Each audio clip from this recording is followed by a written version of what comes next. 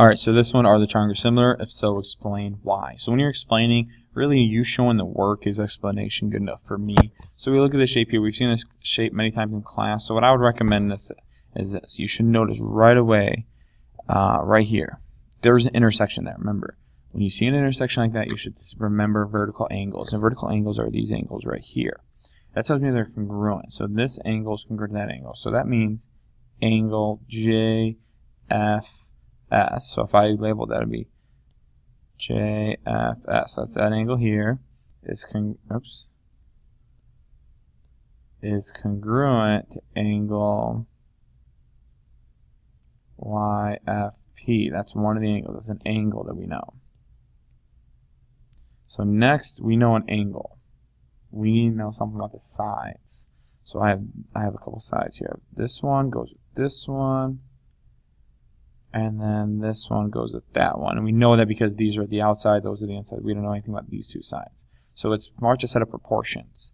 So we should set up as 40 over, now you can do a couple different ways. You can do 40 over 44, you can do 40 over 25. But let's do 40 over 25 to keep our colors consistent.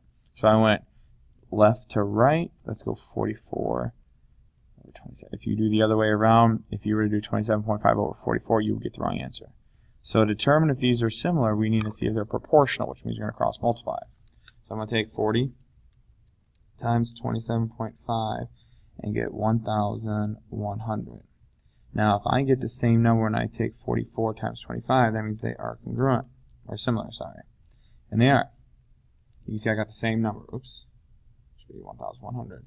Now you can see that when I cross multiply, they're the same. So that means that they are proportional. So that means I have side and side. So these are similar by the SAS property. Alright, these should be done by the SAS. The only thing I want you to do is before the problem starts, this should have been here, and this should have been here. Instead of being on the edges or here. Just because you got to have the sides and the angles in between. So I want them to be the SAS. And then you have to write your congruent statement. So angle side JFS.